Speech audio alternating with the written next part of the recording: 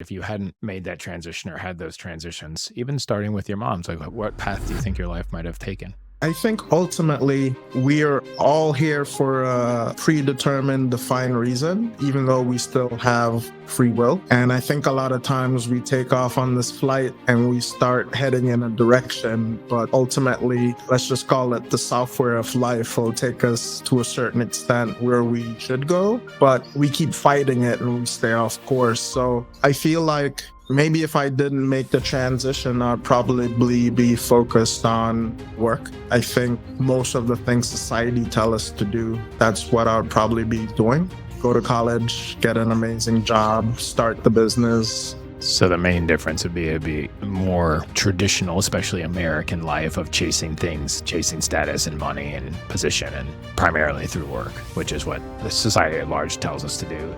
I'm Art Blanchford, and this is Life in Transition, a podcast about making the most of the changes we're given. As a married father of 3 teenagers, a longtime global business executive and adventurer, I've been through hundreds of transitions in my life. Many have been difficult, but all have led to a depth and richness I could never have imagined. You'll get to hear all about them on this podcast so that together we can create more love and joy in our lives, no matter what transitions we are going through. Welcome back to the Life in Transition podcast. I am very excited. Long-awaited guest, Ike Anderson. Ike is not just a coach, but an alchemist of life balance, blending ancestral wisdom with the science of modern psychology. He's a very successful entrepreneur, and he's my friend and my business coach. So I'm very excited to have you here, Ike. Most welcome to Life in Transition podcast. Thank you for having me, Art. I'm so excited to be here. Yeah, me too. Let's jump in, as I always do, with what would you consider to be the most transformational transition you've been through, the most formative, maybe the most impactful, could also have been the most difficult, but not necessarily. But in that sense of what's a transition in your life that you've been through that's had the biggest impact on your life? Good question. I also feel like each transition adds on to the last one, like a compounded effect. So it's kind of hard to say which one had the largest effect, but Which ones are I think what I'll resonating with you? share, one that had a huge impact for me was loss of my mom when I was 3 years old. I think that's one of my earlier transitions, going from a space of familiarity, like with my mother, losing and going to a place of loss, not fully understanding what was happening. And at that very young age, trying to figure out what's going on in life and things like that. So good question, but that's the first thing that popped up in my head was going through those initial years after that loss. Yeah, thank you. So that loss of your mom at 3, what was that like when you remember it now? What does that feel like? What does that bring up in your body when you think of it now? And what was it like going through that?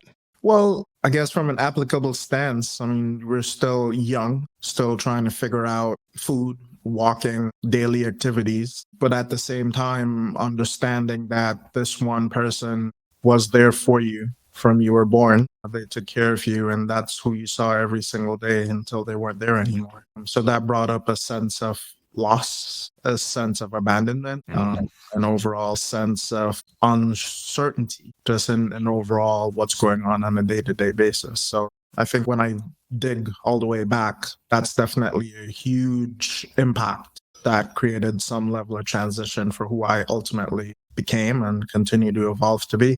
It's a huge loss, obviously, for anybody to lose a mother while they're growing up, but definitely at 3 years old where you're really still largely a reflection of how she's seeing the world and reflecting it back to you at that age. When you think about it now, how did you see that informed your life and your development as a young man, as a human being?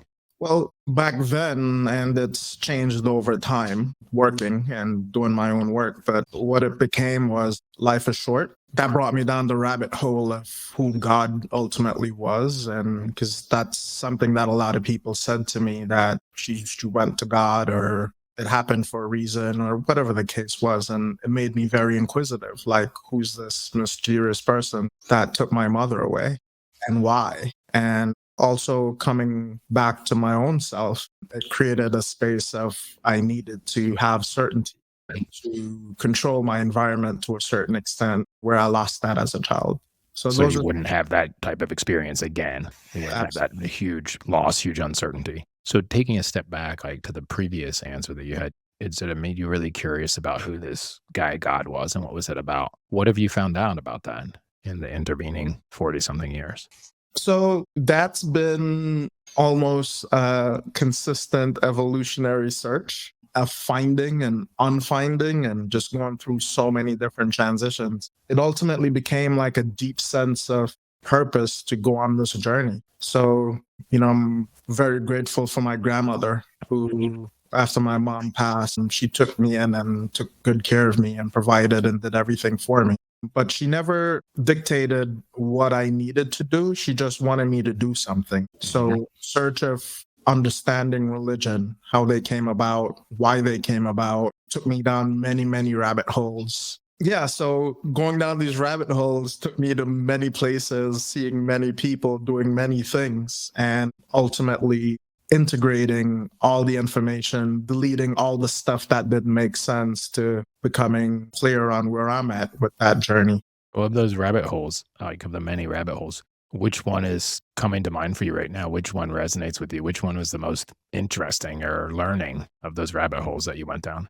That's a good question. And again, there's no ever most interesting because they're all, once you put it together, there's no separation. No one thing is more important than the other. However, Can you then give us that's the broad of integrating everything, which is great. Maybe you can take one shot down so we get a little bit of an understanding of the depth that you went to, as well as what the integration was like when you put it together, all these rabbit holes. yeah. So I guess in to frame it, I went on this journey of in the world because I was always very interested in ancient cultures, their thoughts and beliefs. And I just had this overwhelming feeling that I needed to go explore these things. And I've done for many, many years. But a few years ago, I actually took time off from work, packed up my family, and decided to go travel. And I decided to go to some of the places on the planet that have very strong ancient cultures and systems that's still in place and to go learn. So that was a couple of years ago you did that. When did you first, you said you had this very strong feeling that you needed to do that. When did that feeling first come up for you?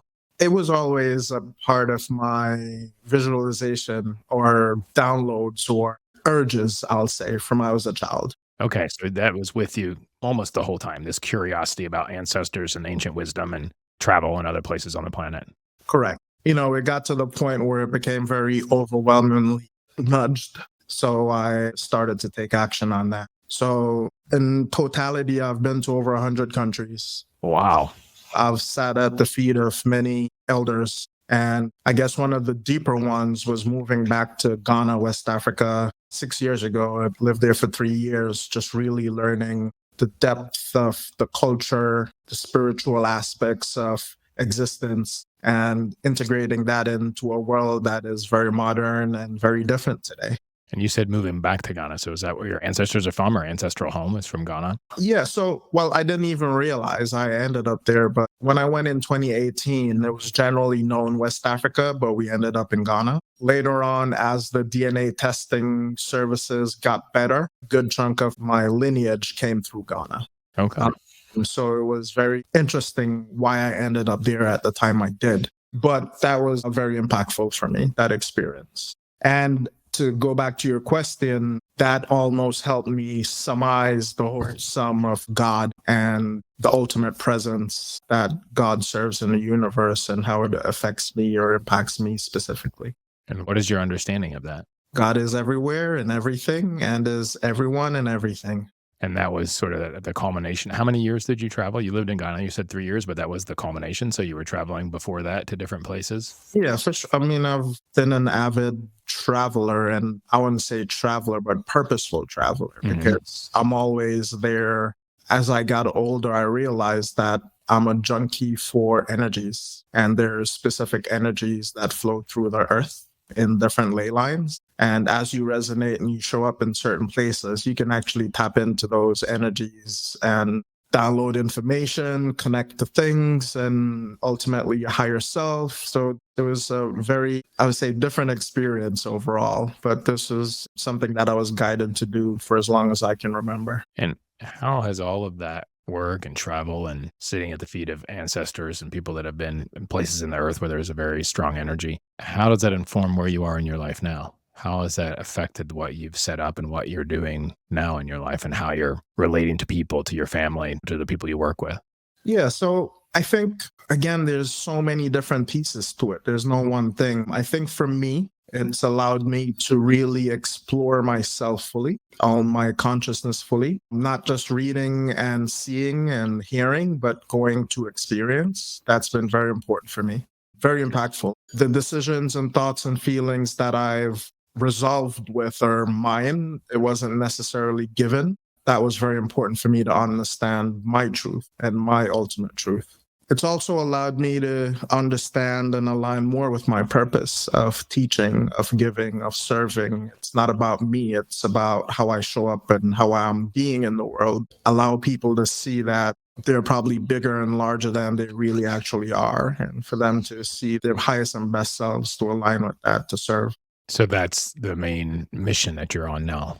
Yeah, absolutely. And the main mission, it's still very integratory because at the same time, I'm a spiritual being, but I'm also an entrepreneur. I enjoy business. I enjoy creating abundance, whether it's financially or socially. The journey is to integrate all these experiences. So I don't know if I answered your question. Yeah. When you look back all the way to we started with the biggest transition, which was losing your mom at 3 years old. And then through this quest of, I'm going to say, wisdom and self for many years, for decades now, in the work that you've done, what have you learned? What's come out of that for you? Good question. You mentioned early on that one of the things from losing your mom was that you wanted to make sure you control everything so that you don't have that kind of pain and uncertainty again. Yeah. I mean, one of the main things that came out of it is that I am guided, I'm protected. Mm. I'm aligned with source, so there's nothing really to control anymore because I am going through this experience, and whatever gets created is ultimately, it's based on how I react to determine what it is for me. So I embrace everything with grace and gratitude. So that's definitely a clear takeaway of just thinking and thought patterns. So you embrace everything. So whether you would consider it in the moment or before, good or bad, either way, you embrace everything, knowing that maybe there's, that you don't have the full picture, but you embrace it with joy and presence, regardless of how you might have labeled it in the past. Yeah, absolutely. So it's a dance. I go on this dance and I go from side to side with what's not meant to be. I allow it and see it flow away. And what's meant to be, I attract that. And as much of that as possible. The reason I was smiling there is I heard recently that someone was saying, that we are being danced by God. Not that we are even dancing with God, but we are being danced by God. And when you said that, it made me smile because I thought of to live in that, to allow ourselves to be open and to be danced by God. It's a different picture than, I must discern what God's will is and then figure out and do it. But just to let myself be experienced and danced by God. Absolutely. Back now, and this is a tough one. This is a question I ask a lot, but if you look back now, there's obviously a ton of transitions, as you said, maybe a formative one was losing your mom and then all these other things you've been through. Are there things that you would do differently? Differently, yes, in retrospect. I mean, I think one of the transitions that I had was going through a deep, dark night of the soul, which in essence simply means a lot of things I thought were true became like a question, like, is this really true? Is this ultimately the truth? And as I went through that unlearning process, it got very dark, so to speak, because a lot of things just didn't make sense spiritually, mentally, emotionally. I went through this moment where I felt like I had to resolve this myself. I went into this place of trying to tunnel through it. And in retrospect, connecting with people that's been through this would have probably helped me go through it a lot faster. People who understood what I was going through. But in essence, I went through that process myself, which probably kept me there a little longer than I needed to be. But in that sense, it also taught me the lesson of surrender and the lesson of being, but ultimately surrender. Yeah. Mm-hmm. So one thing is, if our listeners are going through a dark night of the soul, to reach out to other people that have been there or that they feel connected to, that might be able to share experience with and might help move along. the second one about surrender, I'm really curious about, like, because in the middle of a dark night of the soul, up until the surrender point, it seems like that might be the last thing you want to do. So where was the tipping point? Like, there's in the dark night of the soul, there's a lot of suffering, wherever it comes from. There's a lot of suffering. There's a lot of hopelessness. And where was the tipping point where you felt the best thing I can do here is surrender? I think it's one of those things, Art, where you can fight it and wrestle it to the ground, but every time you fight it and wrestle it to the ground, it pops up. And after wrestling and fighting, it gets hard and heavy. So what do? You have a choice: keep wrestling and fighting or surrender. Now, surrender doesn't mean give up. Right, right. It doesn't mean give in. It means settling and allowing the dust to settle and the sun to come through the clouds. Right. And stop fighting and allow things to flow and people to connect. So going through that surrender process, which was almost counterintuitive because we've been taught to push, to create, to achieve. Yeah, so that going through that journey was very interesting. But surrender is in essence just being and letting go and releasing and just be. Yeah, and letting what is, not fighting what is. Doesn't mean that you have no spine or no courage or no action, but it's not fighting what is anyway. And in retrospect, I mean, surrendering takes a lot of courage. Yes. And I really didn't understand what that word really meant until going through that process. What is courage? And that was, in essence, another major transition is moving into surrender and being. Right. And is that, would you say today that's your starting point for everything else? Is this beingness? Is that, you mentioned it many times, like being, it's the most important, and even how you help clients to help be themselves. Is that the foundation, I mean, say, of your life at this point? Or is there something else that would be foundational, the starting point, the kicking off platform? Yeah, again, so foundational is I'm a son of the Most High. I'm a spark of spirit. And I am divinely loved, guided, protected. And I'm here to have this experience and for it to be amazing and to dance and embrace the dark and the light, the shadow and the light, and to be one. That's the base.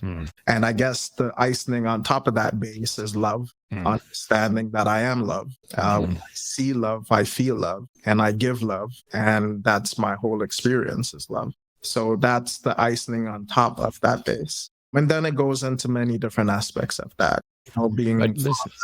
Listening to that, like what you talked about, that seems, that first part, before you got into the love, it seems is the being. That is the being.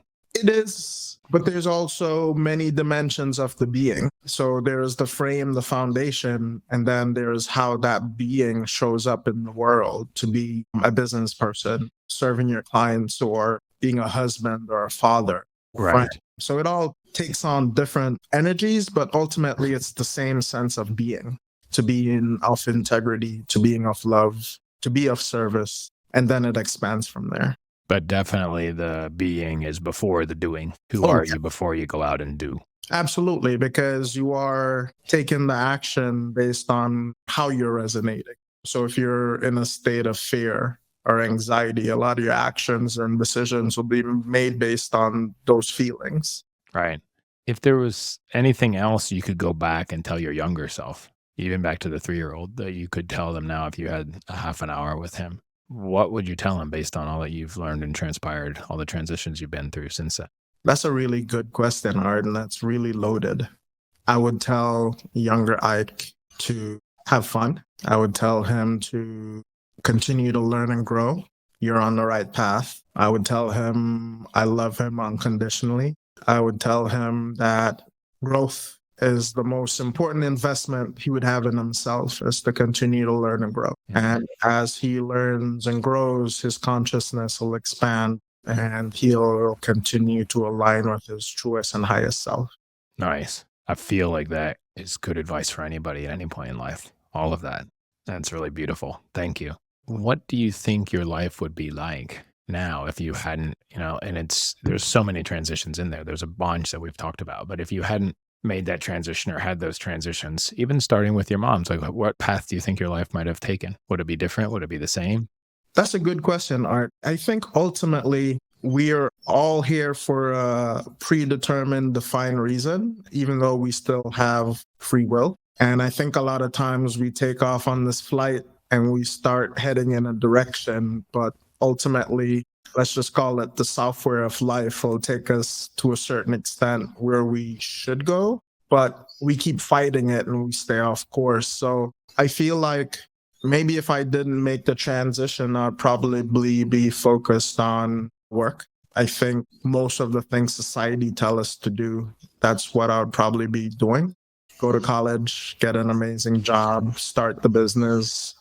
Yeah, creating and having the things, but ultimately those things don't give us that fulfillment that we truly desire. So the main difference would be it'd be more, I'll say, traditional, especially American life of chasing things, chasing status and money and position, and primarily through work, which is what the society at large tells us to do, and what most unexamined lives, even partially examined lives, go to. Because the first, I'm speaking from my own experience now, but for the first examination, the first growth is about how to get more things, how to do better, how to be more effective, right? So this path led you on the spiritual path definitely earlier than you would have otherwise in finding yourself. Absolutely. And I think those things happen based on the questions you ask yourself. Say Those more are, about that.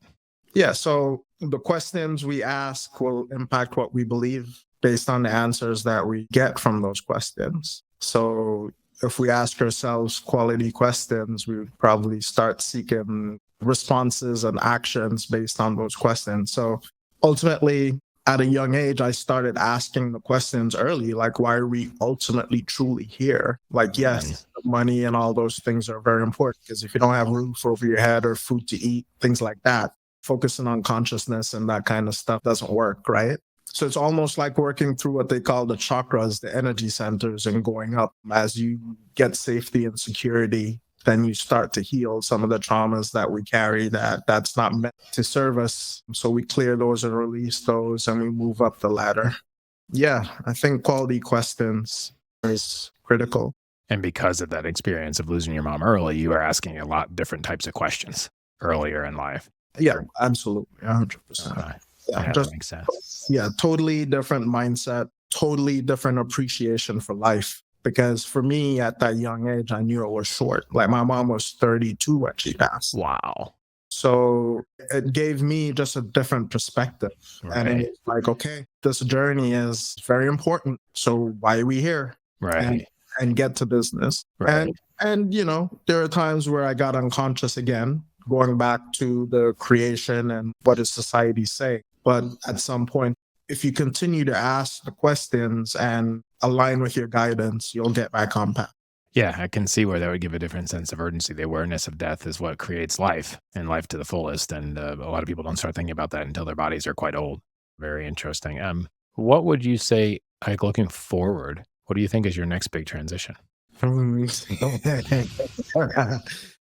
I think every day is a transition, Art. Every day is a transition. I'm continuing to learn. I continue to push myself. Yeah, a major transition, just from an applicable sense, is like I love jujitsu. So next year, I'm scheduled to do 3 major competitions. I also have a challenge to enter a show, a men's physique show. Do that in a Speedo, totally uncomfortable, but that's me pushing myself. So those will be some big, physical plus mental and intellectual transitions there for sure. Maybe some spiritual as well. Yeah, definitely. And I still have my daily practices and annual practices that I do in the different systems that I'm a part of that continues to learn and grow and, to integrate those. What is a very useful daily practice that you found that you would like to share with our listeners? Apart from drinking a glass of water when you wake up in the morning, Whatever you feel like is most useful. I think one useful daily practice is when you wake up in the morning is to go through what you would create for yourself as a gratitude process or practice. And this is basically just bringing yourself present to right now, right in this moment. Why am I alive? I'm grateful that I'm alive. I guess you guys might call this prayer, thanking your creator for this moment, this experience. Connect to your highest and best self in that moment and just honor all parts of you. For me, the practice is honoring my child, my inner child, and I remind him and commit to him that I'm going to have some element of fun today. I connect to my older and higher version of myself that I've created a relationship with. And I ask him for his counsel and guidance throughout the day. So whatever I need to make my decisions for myself as I serve my clients, show up and be present in those situations. Start the day powerfully and strong. That's what I would suggest as a daily practice, that we shouldn't just wake up and roll into the day-to-day life without just being centered and strong. So we can So have some intention about how we're going to set the day and make that important before we actually step into it. And one of the things I have clear before I go to bed is like, what's the 3 most important things for me to get done that next day? So as I wake up, I still reflect on, okay, here are the 3 main things that I must get done today or should. And then I just put some intention in those things and I see it done. And how does that serve you? How have you found that in practice to be? Well, I'm setting the sail on my ship. I'm not just in the ocean bobbing back and forth. So there's very clear intentions in how I operate. I don't leave things up for chance or for, let's see. I create that in my mind. I see clarity and it's complete. So then I surrender and then I allow it to happen. So that's all a part of my tool set, so to speak. No, it's very useful. In that line, like a couple more questions I'd like to ask. If there was one tool, so this is part of your toolkit, if there's one thing that you would like to share with our listeners that would, you feel would maybe make the most difference for them, of all of your experience, starting from this transition when you were 3 years old and through all the growth and learning and wisdom seeking that you've done and all the travel, what's coming up for you right now that you would like to share with our listeners of one call to action that they could have? I would say, I think a lot of us have forgotten why we're here. And we've also forgotten who we truly are. And I think it's important for us to slow down, be quiet, and tap into and feel into yourself and find out, who are you? Really? Who are you? Why are you here? What's your purpose? What's your duty? What's your responsibility? For self first.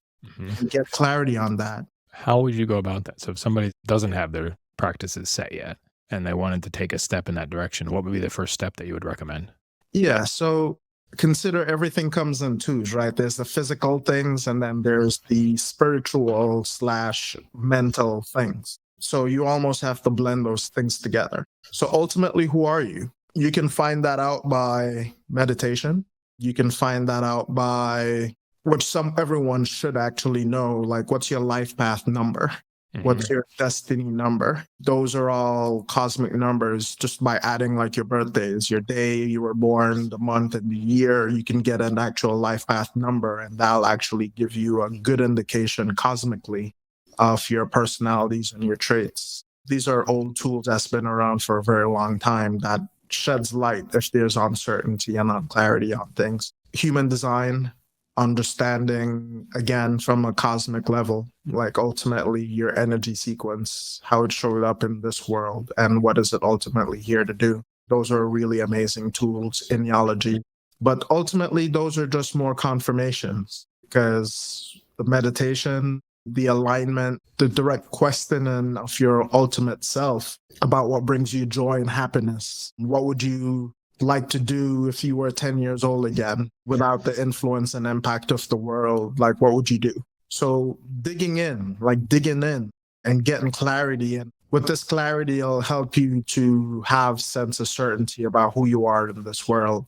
And you're not necessarily tied to the things, but you're tied to your sense of being, and ultimately getting clarity of why are we here to serve, and what are we here to serve, and what are we here to do. But starting with sort of this deep curiosity without excuses, I'll say, without, immediately discounting, oh, but I can't do that because of this, or I don't have enough money, or I'm too young, or I'm too old, but to really dig in, to tap back into our younger self and be curious about what is it that we really are passionate about, what is it that we really want to do, and to give, as you said, and to be, right? But to really rest in some of those questions. And that's what you said earlier about being still and quiet. I like to listen for answers to those instead of moving on to the next thing that keeps us busy. Yeah, absolutely.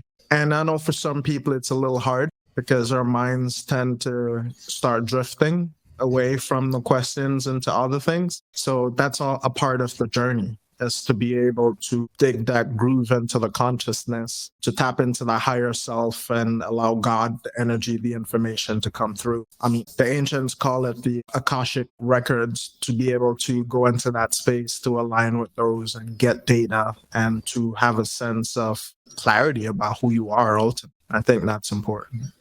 Yeah, and I think it's clear. I mean, everybody's mind wanders when they meditate. That's not the problem. It's just to bring it back with compassion, with self-compassion. Right. It's like that's building a muscle, right? Every time it goes away and you bring it back, you're building that groove that you're talking about. No, I really appreciate. Listen, Art, I think everyone has their own unique purpose and their own unique journey. So what I'm sharing is mine, and it's not necessarily meant for others. So I think that's what the school system has done, or culture has done for us, is saying it has to be this way. The imperative is to find your way. Right. To find yourself, to find your way, to find what juices you. What's your adventure? Exactly. What's your purpose? Exactly. I like that. Thank you for that clarification. It's very interesting. Having this conversation with you. I wonder, where can our listeners find out more about you? If they're curious about you, where can they find out more about you and what you're doing and who you are? Yeah, you can find out more at ikeanderson.com or on most social media, Instagram, Facebook, Ike Anderson. You can learn more about my family and our travels at exploringlegacy.com. You can also learn more about our foundation and the work that we do in the community at Exploring Legacy Foundation. Do 2 minutes or 1 minute about what is Exploring Legacy Foundation, Ike? Oh, yeah. The Exploring Legacy Foundation, when we went to Ghana, the experience I had there had me look at myself as a teenager, where I was just very unsure and I was searching and I was looking, and I had a loss of identity. And I wondered where I fit in, because I didn't feel like I fit in anywhere. And while I was in Ghana, a lot of people don't know there's a lot of slave dungeons. There's over 200 plus slave dungeons off the coast that was built over centuries. And as I stood in one of those dungeons, I had this overwhelming release, almost like I went through a cycle. And I was standing in this presence of, I don't know if an ancestor did it, but I was there to heal my own self and others while I stood there in my own family. And when I left, I said I would never go back, because that was very tumultuous to a certain extent. But as I meditated on it, it was very clear what I resisted is actually what I needed to do.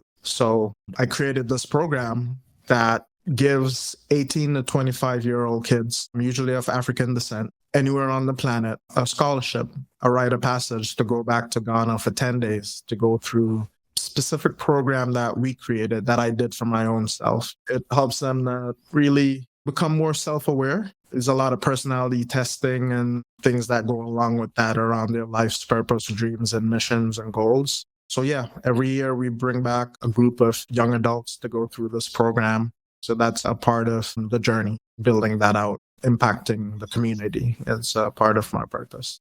Oh, it's beautiful. So that's something that's available to anybody that's feeling led, and they can check that out on that website, Exploring Legacy or Exploring Legacy Foundation, if they want to contribute and help to that. Absolutely. That'll be exploringlegacy.org. .org. Great. What's one story of a life that has changed being part of that program that you'd like to share? Yeah, so I mean, there's so many stories, but there's this one kid, he's from the inner city in Chicago, and he never left his area ever. He grew up within 20, 30 miles of where he lived. He never left.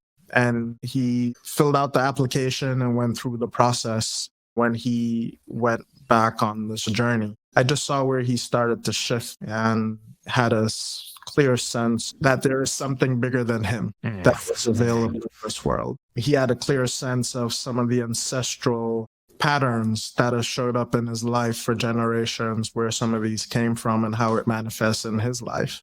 So basically, there's so much, but when he came back, we do have an integratory process where we talk every month. And this kid came back, got his life together, registered in school, full-time job. He was already 19 with 2 kids. And just seeing him step into a space of being a great dad and showing up is very, very, very, very, very, very, very rewarding. Wow.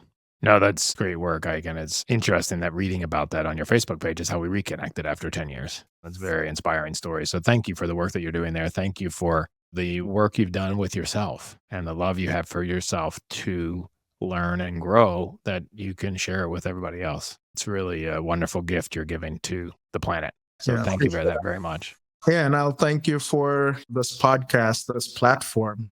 I can feel the genuine interest that you have in your guests and really allowing them to think deeper, just what's on the surface, which shows a definite gift that you have. So I appreciate you having me on, doing what you're doing. Yeah, it's my pleasure. Absolutely. Definitely my passion and purpose right now.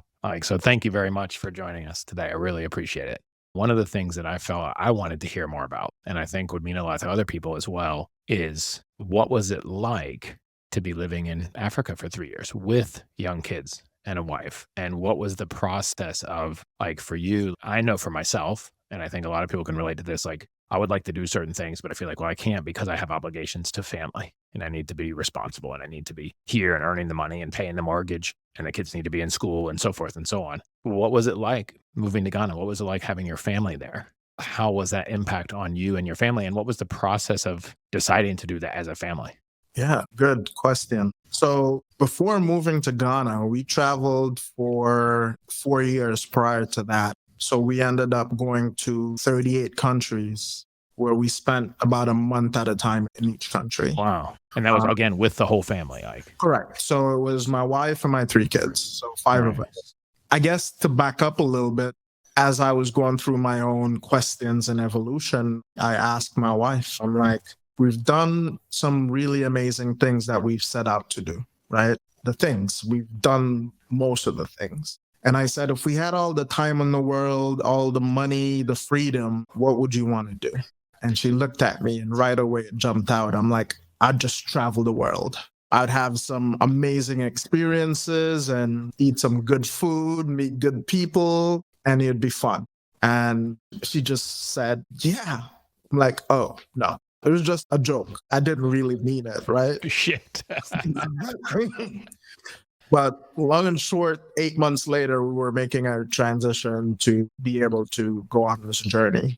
I wanted to give my kids the experience of seeing the world from a different light, more, outside of the cushy Wellington, Florida suburbs that we grew up in. And I really wanted to give them the experience to see themselves differently from a worldview versus their local area view. And I also knew that experiences were very important in the context of how we learn and grow. So we packed up, consolidated. During that time, I was also going through this who needs all this stuff type situation. So we sold a lot of stuff and I called it declutter.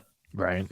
Which was its own journey in itself, getting rid of the stuff that we really didn't have much value to anymore. And then started researching schools, education for the kids, and understanding what's the ultimate best way for them to travel and go on this journey and still get an education outside of the experiences. So we found some online schools at the time, which homeschool wasn't a thing. Right. Yeah. Before COVID as much. So we found a really good school that understood the kids' gifts and talents and focused more on those. We set off. So how old were your kids like when you guys left? Our eldest was 12 at the time, actually 11. Our youngest was 6. So these are right in the formative years. And then if I did the math right, then you guys were gone for 7 years. Correct. And did you come back to the States a fair amount or were you just out? No.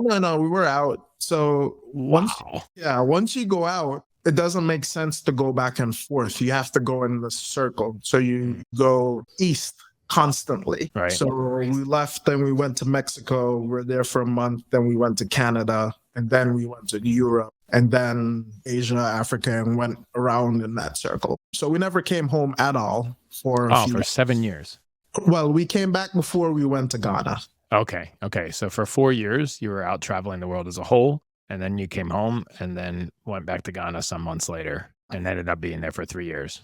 Correct. So the experience, and again, this is a part of the journey, is I still had a company to run to a certain extent, even though I sold majority shares, but I had to stay on for due diligence purposes. But I was still working during the day. So I had to plan. It's funny how you get so efficient when you have clear outcomes, right? Right. So I would work 2 hours or 3 hours a day, and it'll probably be equivalent to when I did 8 or 9 a day based on Wow. what I did during those times. So yeah, we traveled, and when we came back to America, we decided that we needed to go back to Ghana for this next step of my transition. I give my wife a lot of credit because she allows me to be me and she supports me fully to see myself, to search myself, and to go on these journeys. And she has fun doing it too. So it was a very powerful experience for the family to go on this journey. When did you return home to Florida?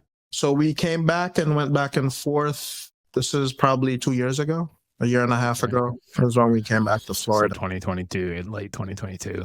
Correct. How do the kids reflect on it now? How has this impacted your family and what do they think about it in retrospect?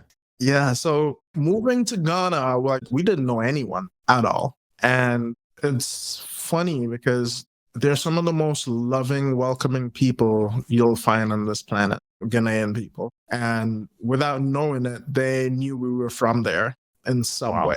And as we started to explore and learn, one of the things I've always done is find who's the elder in the community. Because there's a sense of respect when you show up in a community to make sure that you introduce yourself and stuff like that. So we got brought in by the chief of one of the local communities there and got adopted ultimately. So we became part of that community. We're given local names. And what was that experience like for you and for the kids to have this being adopted into community, given local names? What was that like? What came up for you in that process? Well, I think for the kids, it was a little different because, again, they grew up in an environment where they had everything. Everything was pretty cushy. We created the environment for them to be comfortable wherever we went. But as they went out, they started seeing life a little bit differently. They saw true poverty. Yeah. And they also saw people being happy in those environments with whatever they had. So I saw where they were doing their own processing, and that was important for them to see as well. That you don't need the things to be happy, but they can see it and have that correlation. They also connected with a lot of kids in the community. So building that lifelong friendship and that connection where they understand maybe you don't speak the language, but you could smile, and love can transcend most boundaries. Right. My eldest daughter, she's into dancing. So, the dancing with the women, and it was just an overall good experience for them to have and to learn differently from different people with different ideals and different things was good. Interesting. What gave you the courage to go move to somewhere that's completely different than your experience with your whole family and where you knew nobody, had no connections? Well, I guess Ghana was actually a settle down compared to what we did The 3 years or 4 years before. And I think this is the journey, Art, is being able to sit and tap into information and allow the information to come through. And I felt this nudge and this clear push that that's where you need to go. I didn't know why at the time. And I spoke to my wife about it, and we went through the process of doing it. So, do you have a clear sense of why now? Absolutely. There's a lot of awareness that got very clear while I was there. A lot of answers came through while I was there. And I'll just sum it up to say, you remember when I said we've forgotten why we're here? Yeah. There's a larger, deeper purpose for why we're here. I got a lot of clarity around that. I had so many different experiences culturally from an ancient wisdom standpoint, forgotten arts, exposures to a lot of things that opened up my own ultimate awareness to a higher self of self. Like one of the connections I made. In a lot of these cultures, there's this sense of a higher self, which is you, but it's a self that is all-knowing, all-connected, that's not afraid, that's present, that is almost like the God spark within. Right. So the spiritual self. Correct. So it's an aware spiritual self. Right. So if you go to India, they'll talk about the monad. Most ancient culture has this thing. In Ghana, they call it the kra. As I went through my own initiation processes there, I got introduced to this version of myself that just came through very clear. Consider that our brains were only using a tiny, tiny amount. Right. And a lot of these people that you look at as primitive, that might not know much or do much or have much, they're very, very wealthy from a spiritual standpoint. Yeah. Yeah. To be able to go there and having the trust of the community and being given the gift of information and knowledge has been one of the main reasons why I'm being guided there. And it was a similar situation being in Australia, in Darwin, with some of the local Aboriginals as well. So these are all experiences that ultimately all culminated in one ultimate light. And you remembering who you are. Yes. Thank you, Ike. I think that shed a lot of light. Thank you. You're very welcome. My pleasure.